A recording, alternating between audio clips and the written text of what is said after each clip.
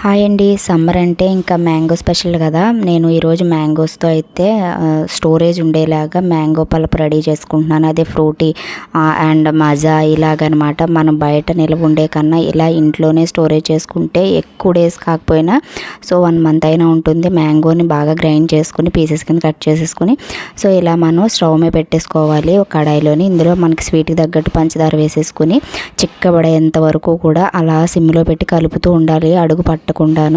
అలా రెడీ చేసుకున్న తర్వాత కాసేపు చల్లారిన తర్వాత ఇలా గ్లాస్లో వేసుకుని ఒక 2 స్పూన్స్ కూలింగ్ వాటర్ వేసుకొని ఐస్ క్యూబ్స్ వేసుకుని కొద్దిగా లెమన్ వేసుకుని తాగితే ఉందండి సూపర్ టేస్ట్ అనమాట. అంటే బయట కొని వాటికన్నా ఇంట్లోనే ఇలా ఈజీగా ప్రిపేర్ చేసుకుంటే టేస్ట్ బాగుంటుంది, హెల్త్కి కూడా మంచిదనమాట. కూలింగ్ లేకపోయినా నార్మల్ వాటర్ వేసుకుని అయినా తాగొచ్చు. టేస్ట్ అయితే పుల్ల పుల్లగా తీయగా చాలా బాగుంది. ఇంకా స్వీట్ ఎక్కువైన వాళ్ళు కొంచెం పందారు ఎక్కువ యాడ్ చేసుకుని వేసుకుంటే సరిపోతుంది అనమాట.